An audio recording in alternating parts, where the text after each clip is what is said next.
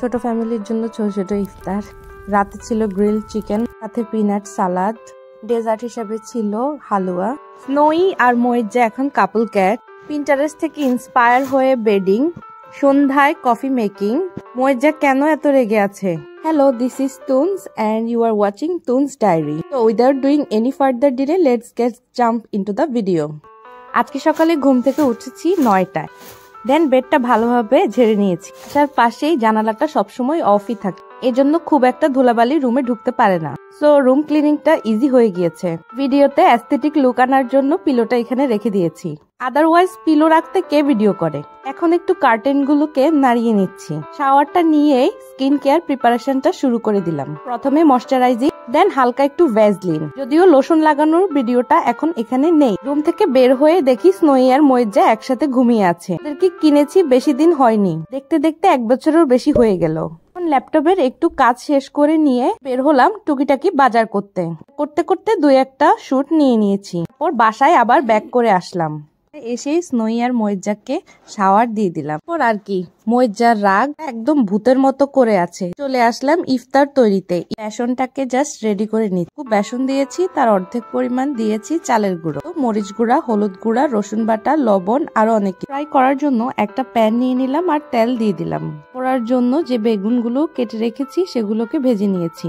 তো ইফতার করার জন্য একেবারে রেডি। কিন্তু আমাদের সাথে সাথে আমাদের স্নোই বাবু ইফতার করার জন্য টুপি পরে বসে আছে।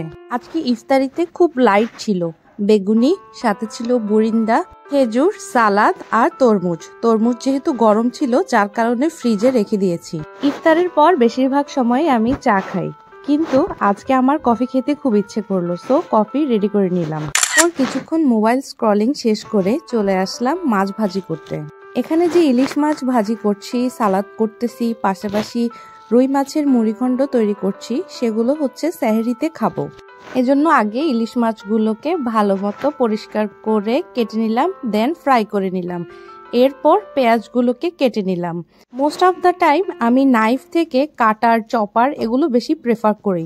শেষ করে পেঁয়াজ কাঁচামরিচ ফ্রাই করে রেখে দিলাম। এখন মুড়িখণ্ডটাকেও বাটিতে বেড়ে নিলাম আর কি, এগুলোকে রেখে দিলাম সেহরিতে খাবো বলে। ভিডিওতে কালারটা খুব একটা ভালো আসেনি, বাট খেতে অনেক মজা হয়েছিল। কিছুক্ষণ ময়েজ্জার সাথে খেলাধুলা করলাম, ওর রাগ ভাঙালাম।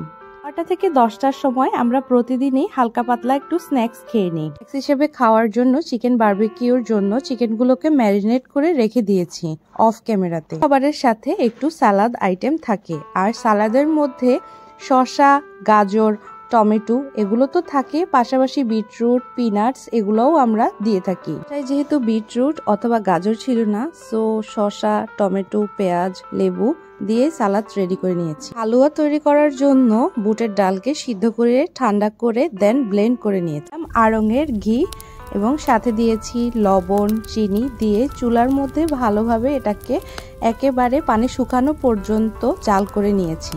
এলাচি পাউডারও দিয়েছি। হয়ে গেল হালুয়া। একটা প্যান নিয়ে তাতে মাস্টার্ড অয়েলকে ড্রিজলিং করে নিয়েছি। চিকেনগুলোকে একটা একটা করে প্যানের মধ্যে দিয়ে দিয়েছি। বেঁচে থাকা যে মশলাগুলো ছিল, পাশাপাশি কিছু অয়েলও একটু কিছুক্ষণ পর পর উপরে ব্রাশ করে দিয়েছি। যেহেতু হাতের কাছে ব্রাশ ছিল না, সো আমার যে স্প্যাচুলা ছিল, স্প্যাচুলা দিয়ে চারপাশে ভালোভাবে লাগিয়ে নিয়েছি, আরও অ্যাড করে দিয়েছি। হয়ে গেছে বারবিকিউ চিকেন। পুরি রেডি হয়ে গিয়েছে না? এরপর আমি প্যানটাকে সাইডে সরিয়ে ডিরেক্টলি টুইজার দিয়ে করে নিই, অনেক ভালো আসে।